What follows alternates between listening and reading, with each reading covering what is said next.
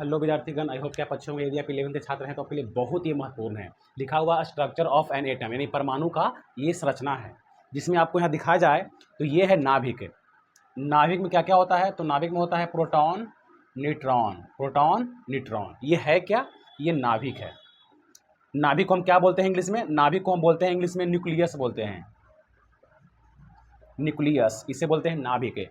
इसमें क्या क्या होता है? इसमें होता है प्रोटॉन, इसमें होता है प्रोटॉन P से, और एक होता है न्यूट्रॉन, न्यूट्रॉन N से। गौर करना, ये जो गोल घूम रहा है इसी का नाम है सर्कुलर पाथ। हिंदी में क्या बोलेंगे? हिंदी बोलते हैं वृत्ताकार पथ है। इसको क्या क्या आता है? इसमें आता है ऑर्बिट और आता है सेल। इसे बोलते हैं कक्षा, सेल सेल बोलते हैं, ठीक है। और ये रहा सबसे बाहरी कक्षा, सबसे बाहर ही रहा। जितना पारेंगे, जो भी पारेंगे कक्षा हम, सबसे बाहर ये वाला है। इसको हम बोलते हैं outer most orbit, outer most orbit. ये रहा सबसे बाहरी कक्षा, यानी बोलेंगे आउटर माने बाहर, बाहर वाला कक्षा।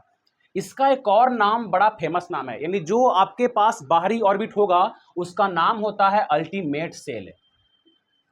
Ultimate cell. अब बाहरी कक्षा को दिखाते हैं स्मॉल n से, जिसे बोलते हैं अल्टीमेट सेल बोलते हैं। इसी का एक और नाम है वैलेंस सेल, इसी का नाम है वैलेंस सेल। इसको बोलते हैं हिंदी में संयोजी सेल। और इस वैलेंस सेल में जितना इलेक्ट्रॉन होगा उसी का नाम है वैलेंस इलेक्ट्रॉन, वैलेंस इलेक्ट्रॉन। यानी हिंदी बोला जाए तो ये रहा बाहरी कक्षा, इसका हिंदी क्या होता है? बाहरी सेल। इसका नाम है अल्टीमेट सेल, लिखते हैं एन से। इसी का नाम है संयोजी सेल। और इस सेल में जितना इलेक्ट्रॉन होगा उसी का नाम है संयोजी इलेक्ट्रॉन। आप पढ़े होंगे कि 12वीं कक्षा में जितना इलेक्ट्रॉन प्रेजेंट होता है उसी का नाम है संयोजी इलेक्ट्रॉन। इंग्लिश क्या बोलेंगे? Valence electron. यहाँ पे मेजर क्या है? मेजर है कि ये बाहरी कक्षा का नाम क्या है? Ultimate cell. तो भाई ये मेजर है। किससे लिखते हैं? एन से। एक अंदर चला जाए, यदि एक अंदर आते हैं तो इसका नाम होता है pen ultimate cell, pen ultimate cell, pen ultimate cell. इसे बोलते हैं n-1। क्यों? एक अंदर आए, हम बाहर हैं तो n है, एक अंदर आए तो क्या हो गया? n-1। एक और अंदर चला जाए, थर्ड में चला जाए, तो यहां बोलेंगे इसको, हम इसको बोलेंगे anti pen ultimate cell, anti pen ultimate cell. आप कितना भी पढ़ लिए होंगे तो आपको ये सब सेल का नाम पता नहीं होगा। अच्छे अच्छे बुक पढ़िए, उसमें देखिएगा तो इसमें ऑर्बिट का नाम मेजर किया है, मात्र 3 ऑर्बिट का। बाहरी है, एक अंदर है और एक अंदर है। अल्टीमेट सेल, पेनल्टीमेट सेल, और जो अंदर तो क्या मिलेगा? Anti penultimate shell. तो n-1 और n-2 ये सब ऑर्बिट का नाम है। बताओ जी, इसमें मूविंग क्या करता है?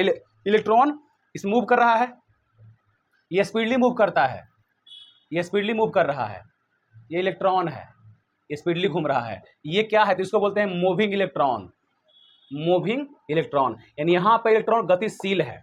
आप हिंदी पढ़ो या इंग्लिश पढ़ो, आपको पढ़ना सेम ही है। तो यदि आप कहीं भी पढ़ रहे हो 11th क्लास में, तो आपको केयर करना हो कि आपको किस लेवल का पढ़ाई दिया जा रहा है। क्योंकि शुभम केमिस्ट्री में अभी तक जो बच्चा पढ़ाए हैं, सिर्फ बच्चा पढ़ा है स्कूल टॉपर। आज भी 11th बच्चा जो पढ़ रहा है उसमें एक स्कूल टॉपर बच्चा पढ़ रहा है।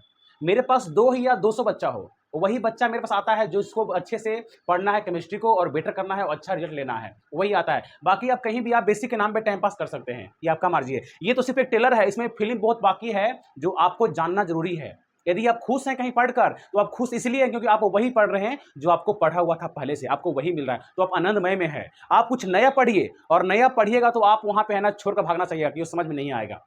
यदि आप 11th के छात्र हैं, कुछ अच्छे लेवल का पढ़ना चाहते हैं, तो आप वो पढ़िए जो आप जानते नहीं हैं। आप वो मत पढ़िए जो आप पहले से जानते हैं, क्योंकि आप जो जानते हैं वो कवर कर सकते हैं आप दोबारा पढ़ के। लेकिन जो नहीं जानते हैं, हमको वो पढ़ना है, हमको रिजल्ट देना है, तो आप वो जानिए जो आप जानते नहीं हैं। ये सब जो बात है, इस सब सेल का नाम है ultimate cell, penultimate cell and antepenultimate cell, जो आपको जानना अति महत्वपूर्ण है।